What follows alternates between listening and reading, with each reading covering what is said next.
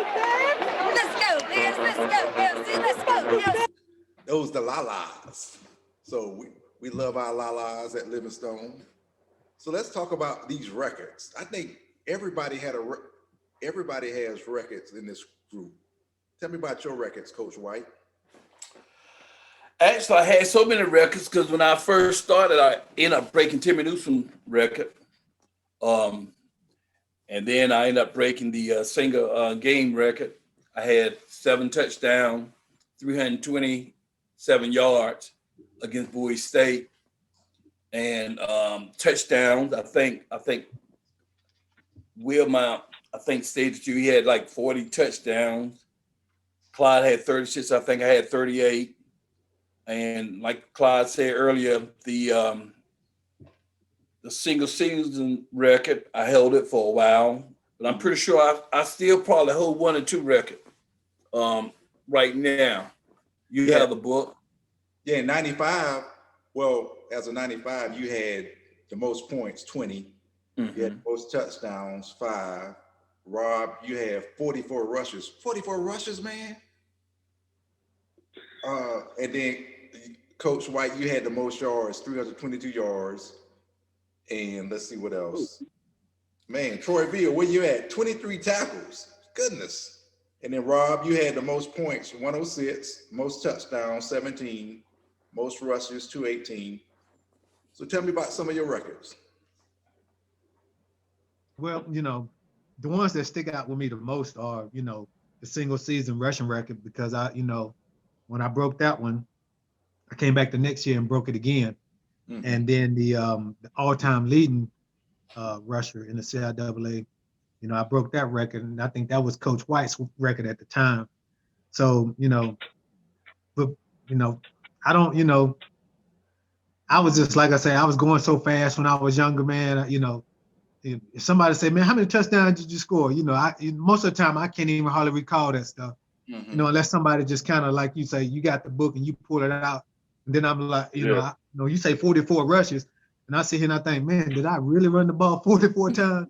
But it was almost like I said, I would just do it. I would just go out there and do it. And, it didn't matter how many times they wanted me to run the ball or whatever, or, I just stayed on the field and ran, Mm-hmm. But when it comes to the records, it's hard for me to just recall, especially as I get older. I'm 50 now.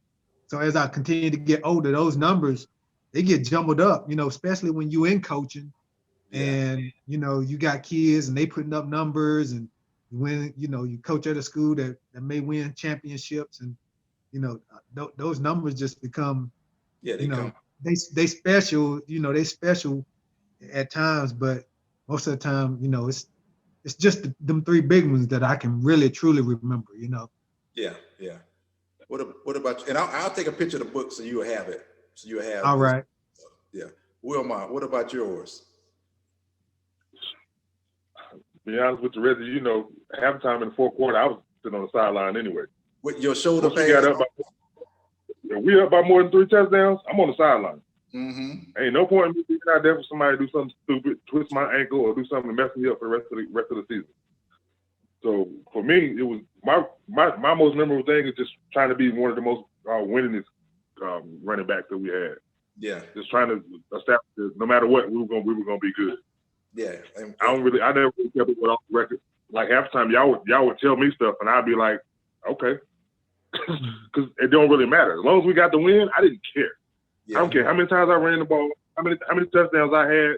Whatever we need to win, that's what I'll do. Yeah. And I can tell coach that all the time. Whatever you want me to do, I'll do, coach. Yeah. And see that's how it was with me, Mr. Johnson. My brother was my backup running back. See, and so by him being my backup running back, like when we paid Bowie 322 yards on 7 touchdowns, I came out third quarter. Yeah. Anytime we're up like that, I would coach, hey, coach, play him, because he ain't hardly get to play. He was on scholarship, but he ain't hardly get to play, let him play. I'm not sold on records, but records speak for itself. Yeah, no.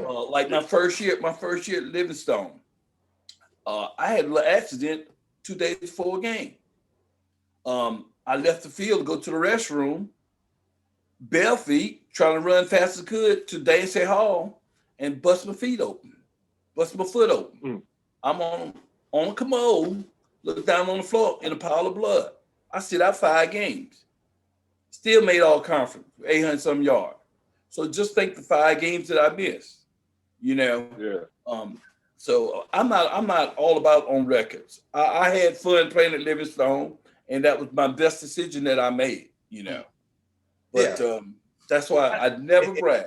And I know you're not, and all 3 of y'all, I know y'all not all about records, but I gotta let the people know that we amongst legends. And so they gotta know this, that, hey, I know you're not gonna brag. All 3 of y'all are humble, but hey, I'm gonna do it for you. The book don't lie. This book right here, 95, it don't lie. So, but it's a lot of lost footage. You know, back then, you know, when we was coming through, they had VHS tapes, and they would, you know, record over the same tape. So people really, the book has the numbers, but to see a person actually doing those things when they was doing it, you know, with the age of technology now, you know, you was lucky if somebody brought a camcorder to the game and recorded it, you know what I'm saying? Or if somebody had a camera taking pictures, you know. So it's a lot of great footage out there that's gone. You know? Yeah. So if anyone has any footage of Coach White, Rob, or Wilmont, let us know, and we will definitely share that with everybody, because, you know, I got to see Wilmont play in person, in practice, all the time. Sometimes I should have been blocking, but I was like, man, look at him go. He run him over, Wilmont, run him over. And then he just run a touchdown. I'm like, hit that joker. It was one dude, Virginia State, Telly Priester, from the same hometown. Me, Leon Rivers, and Rashawn Jennings, same hometown. So I was like, come on, Wilmont, run this dude over. But you just ran right by him. But I wanted you to hit him that day. So here's a question I got to ask you, Wilmont. Receivers, we visualize catching passes, catching a slant, taking it to the house. Linebackers may visualize filling that gap. Did you ever visualize running people over? My thing was I look for a gap. If there is no gap, I'm just gonna run as hard as I can and pick the first person I can find to run over. But think about it. You got to get positive yards. The more I dance around, the more I'm tackling in the backfield. So at some point, I got to put my head down full speed. Yeah. And the thing about all 3 of y'all, other than you, Coach White, is to be able to get records like that, you had to be pretty much injury-free. How'd y'all keep your body right without getting hurt and healthy? Anything? Training, yeah. What about you, Rob? I rode in the off season. Like I rode the bike, I've always ran hills. You saw I always ran hills after practice. Even after coach ran us half to death. I stood on the cooler, drink a couple of bottles of water, and then go run hills. Everybody looking at me like, what are you doing? Everybody going to eat in the cab. I'm showing up late. They used to cuss me out at first for doing that. Why are you so late? All the food gone. After a while, you know what happened? They start having food set aside just for me. But like I told them, I said, I got to get my work in. Because in the fourth quarter, you never know what's going to happen, whether the team's going to need me, or I'm already going to be tired, or I'm going to be injured, and I'm making up excuses why I can't run as hard. If I train myself hard, the game is easy. Yeah. And you're right, Wilmont. The game, that was fun. Practice was hard. Like, we used to try to hurt each other. Well, so when we got to a game, especially we got to go to a road game where we got to watch HBO Def Comedy Jam and eat Golden Corral, it was like, man, we with the Disney World. So we was gonna take full advantage of it. So what about you, Rob? How'd you stay healthy? Well, I'm still a firm believer that, you know, I think as an athlete, you need to do multiple sports. Mm-hmm. That kind of helps all your muscle groups and, you know, work on all your agility and toughness and how you have to change up and think, you know, and process, you know, situations. But, you know, like I say, me being 145 pounds, 145, 150, you know, on my daddy's side, all my cousins, Tim, Phil, I mean, they some big guys and they strong. So, you know, I was always, like I say, I was always strong. I was 145 benching about 320, you know, so to me, 320 was a lot for my size, you know. But I believe that, you know, kids should do multiple sports because it just works multiple groups, you know, works the body, you know, in ways that in different ways. And you know, like I say, it just helps you to develop the whole body, the whole mind. And you know, that's just kind of what I did. I didn't, you know, we didn't have money to have no trainer or no, I couldn't eat the right foods. I just ate what I could eat, you know what I'm saying? So it's you know, I just felt just staying busy doing something. Yeah. No, that's good. Yeah, because a lot of times parents want to specialize their kids. You play one sport and that's it. And then maybe you don't grow anymore and all you did is play football or basketball and you can't do anything else to be behind. So put these kids in more than one sport. Put them in multiple sports. Like Coach White, if you want to play soccer, especially if you're a receiver, DB, that's going to help your feet out. Yeah, and I never broke a bone or anything like that. Now I had always had trouble with, you know, I'm flat, my feet so flat. I got a severe pronation, and so I would always get, you know, my ankles would, you know, they would be sore, but you know, never nothing like, you know, was broken, you know. Yeah, right.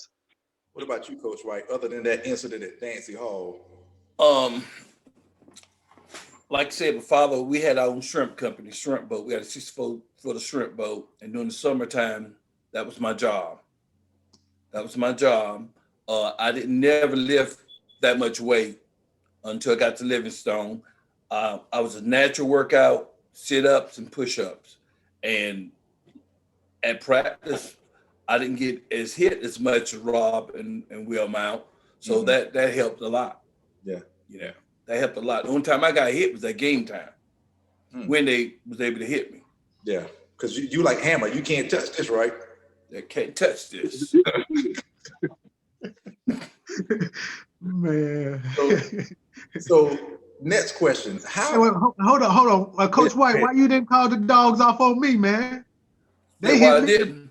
They hit because me. You didn't reach that level yet. Have I still reached it yet? You got it now. Hey, the record shows it. Coach White, you should have gave me a yellow jersey. You supposed to pass that down. Yeah, right.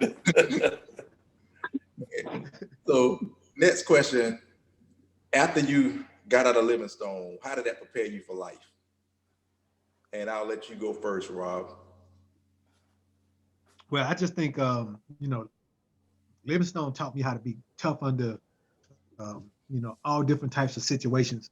You know, with owning my own business, you know, at one point in time, I was an owner of a small group home. Yeah. And now I'm in the education field as a special education teacher. And I've been just coaching over the years. And right now I'm the girls head coach at Hillside High School, track and field. And, you know, I just use all my experience to grow kids. You know, I try to use, you know, the it factor to try to see it in them and help put them on the right track to be successful.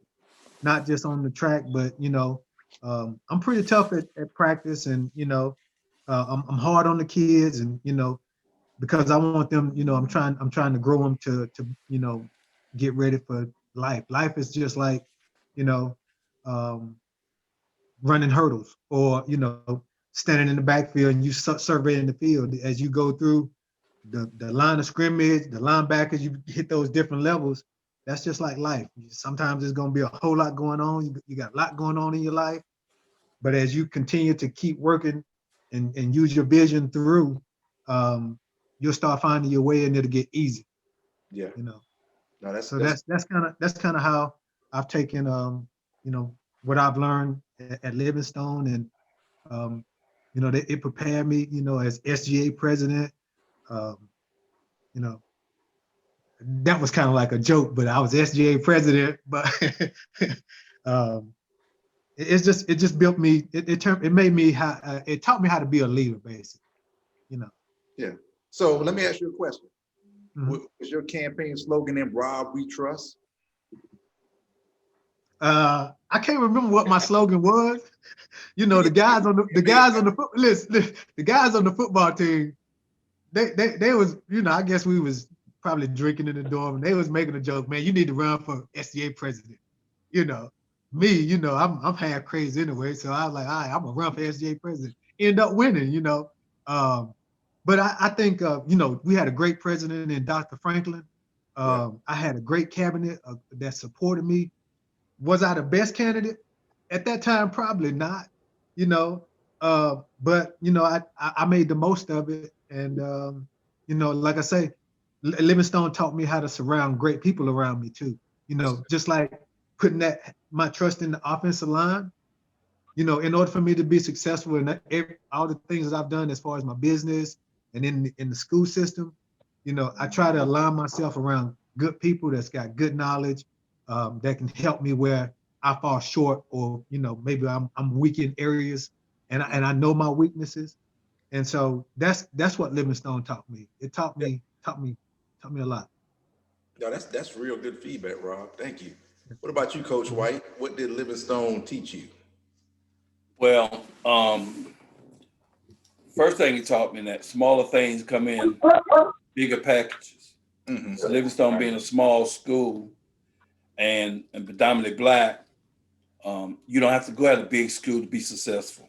Yeah. I stayed at Livingstone. I gave Livingstone 10 years back after I graduated, you know, and my goal there was to let people know that you could be an All-American, a Hall of Famer, and still be somebody and help them when they fall short of their glory. Mm-hmm.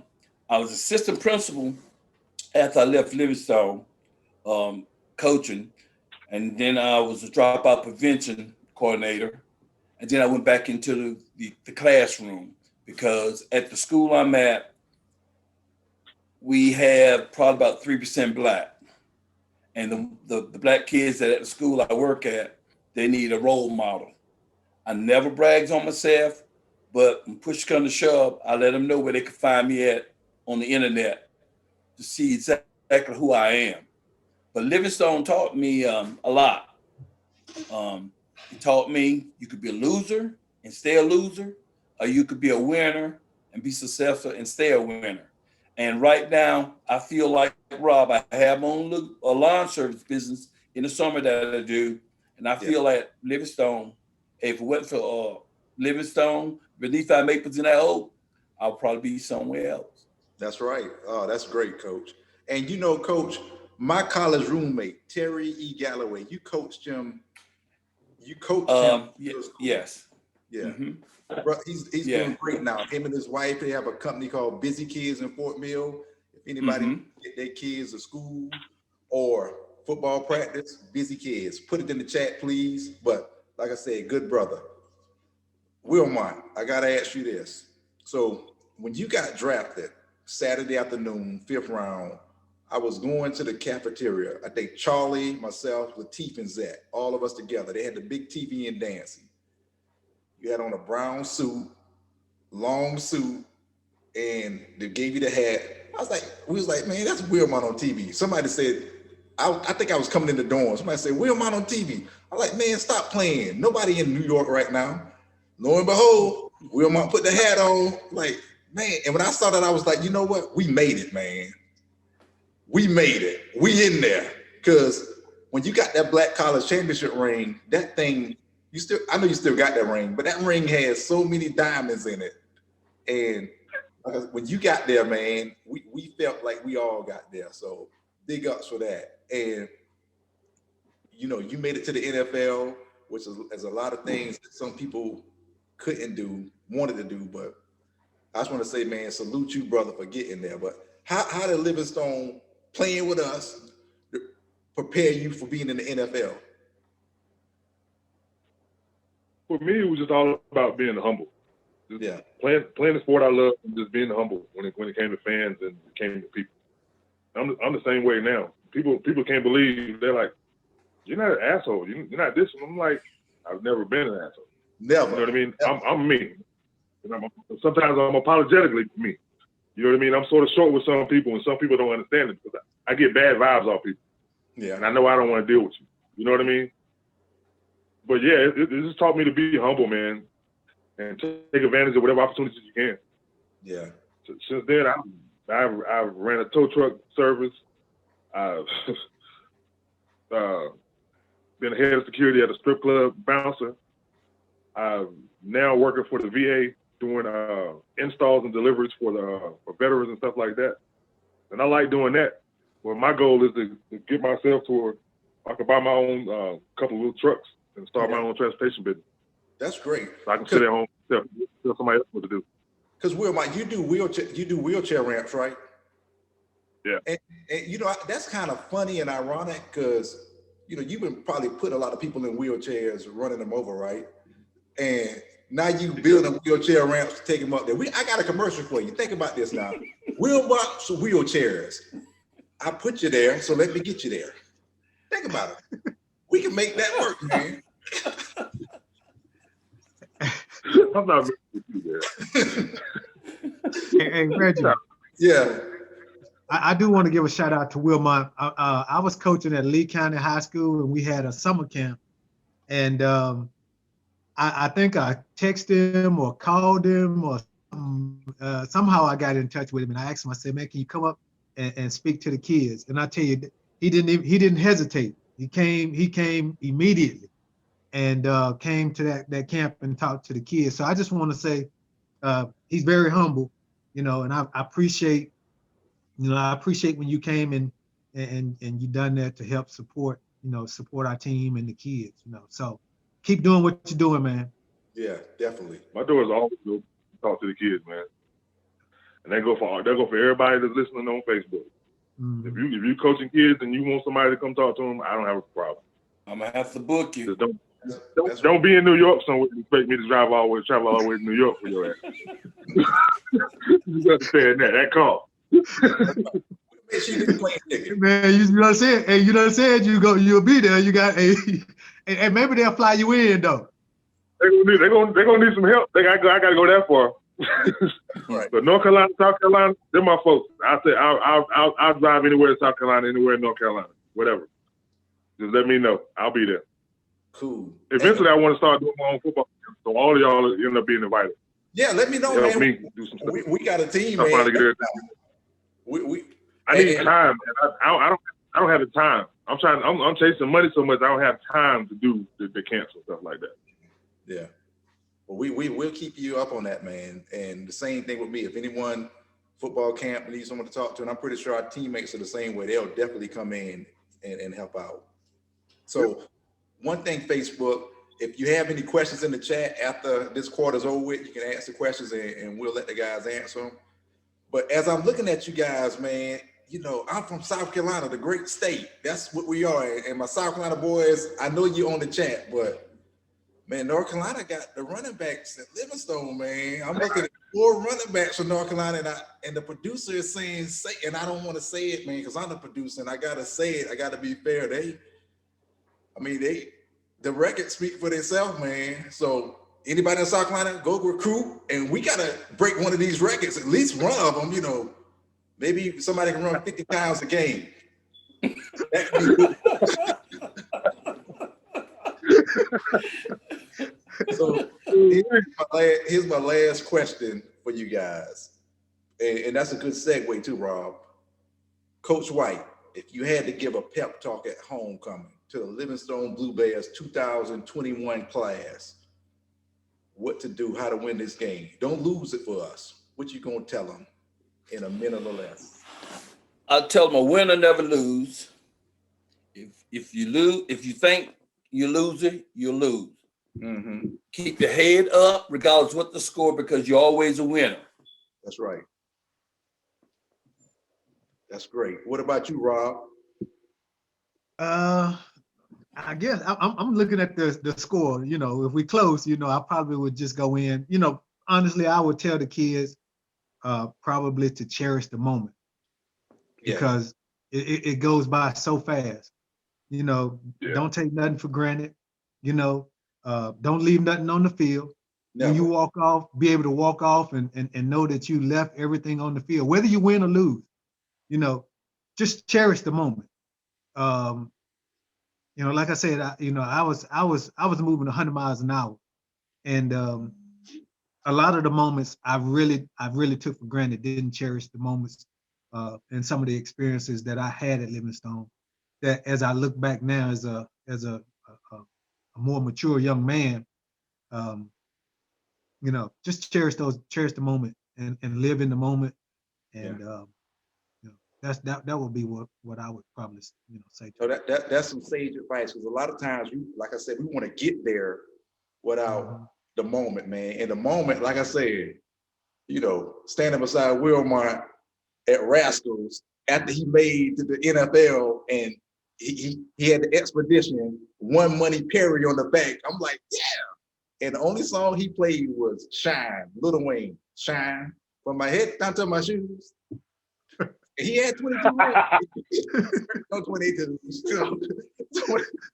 But yeah, same thing. When you got to enjoy the moment, because, like I said, when he came back, man, it was just all love, like he never left. Yeah, time waits for no one, man. Time, it goes by so fast. That's right. Definitely. So, That's Wilmont, definitely true. what would you tell homecoming? What would you say? What would be your speech? Trust in your brothers. Play every play like it's your last. Man, that's right, man. Trust in your brothers. Trust in your brothers.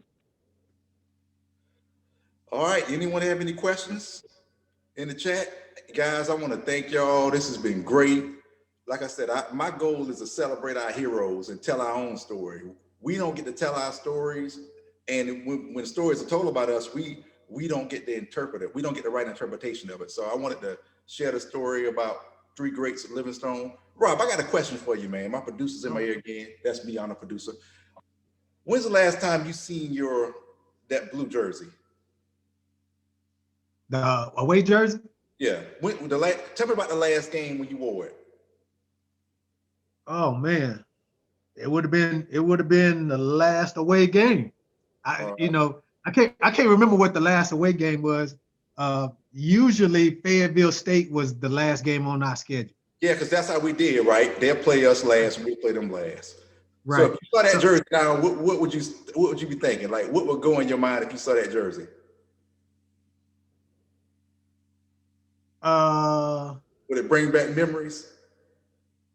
It would bring back a lot of memories. You know, I would be surprised, you know, because they done changed up the jersey so much. I would be surprised to actually see that jersey. You know what I'm saying? You got to pull it out. He get ready to tease the brother, ain't he? Yeah. Oh, so Rob, remember I told you that I wore your jersey at Livingstone. That's my jersey. That's it. So text me your address after this, and you got it, brother. You got it. I appreciate that. Thank you so much. And you always say, man, you always hoarding stuff. You always taking stuff, and nobody want that junk. And this jersey is junk. But Rob, is this junk? That's not junk for me. Oh no. And look at it. Hey, did it got any tears on it? You know, where it looked like it had some battle wounds? Yeah, look at this right here. Livingstone, they sold a T-shirt or something on the back of it. Yeah. Well, some of it original. Because I played defensive back a little bit, you know, so some of that might be mine right there. Oh, okay. All right. Okay. That'll work. Yeah, like I said, I definitely get your jersey to its rightful owner. Because I really appreciate it.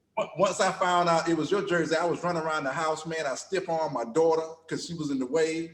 I was running from the home.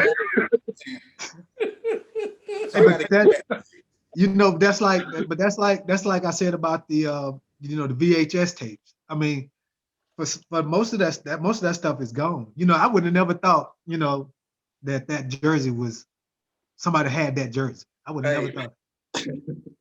Yeah, I got that jersey. I don't know who helmet this is, Wilmont. And in this chair right here, I think this came from the gym. Man, you just They're not getting that bad. you walked out on the good end, didn't you? You got stuff that I couldn't get. I'm So like, what don't you have? that's it. I don't have anything else. I don't think. No, man, but I really appreciate that. That would mean a lot. I got you, man. I got you. All right. I Let's see, appreciate it. let me see if anybody have any questions. Anybody got any questions on Facebook?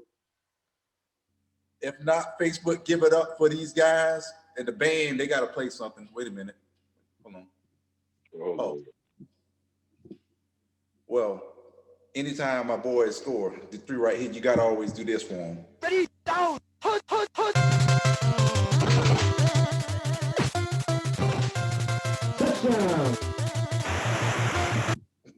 So thank you again, guys, for scoring. Thank you for joining the show. It means a lot to me.